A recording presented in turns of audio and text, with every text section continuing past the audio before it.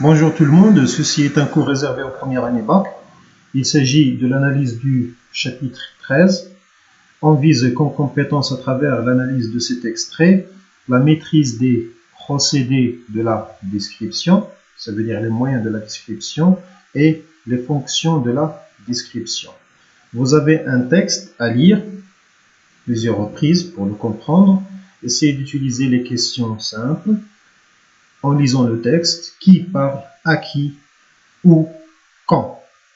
Et il faut se focaliser sur le où, sur le lieu, parce que c'est l'objet décrit ici, et c'est ce qui nous intéresse dans ce cours. Pour comprendre aussi le texte, bien les textes en général, il faut faire appel au paratexte déjà analysé et déjà étudié en texte. Ça veut dire qui a écrit cette œuvre, pourquoi il l'a écrit, quelles sont ses intentions, quels sont ses objectifs.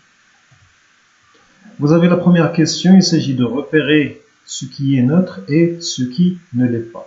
Ce qui est neutre, ça veut dire une description qui ne porte pas de jugement de valeur par opposition à une description qui est subjective, qui porte un jugement de valeur.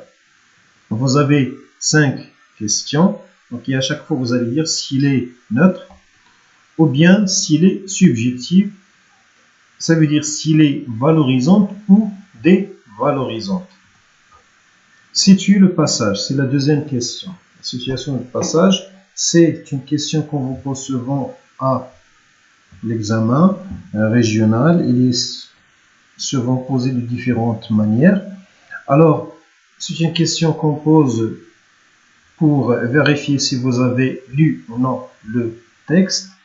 Pour répondre à cette question, on peut se référer au temps, au lieu, aux événements. Il y a une vidéo réservée juste à la situation du passage dans le dernier jour d'un condamné. Troisième question, quelle est la fonction de la description dans ce chapitre? Ça veut dire pourquoi l'auteur a utilisé la description, quel est son objectif, quelle est son intention. Dernière question, il s'agit de préciser les procédés de la description. Les procédés, ça veut dire les moyens de la description. Alors généralement, pour vous aider à répondre à cette question, vous devez faire appel aux adjectifs, les adverbes, les figures de style. Ce sont les moyens essentiels pour faire une description. Et avant de vous remercier, s'il vous plaît, essayez de partager avec vos amis. Et dernière chose, essayez s'il vous plaît aussi de rassurer vos amis qui n'ont pas les moyens de nous suivre, que tout ce qu'on a vu, on va le revoir en classe et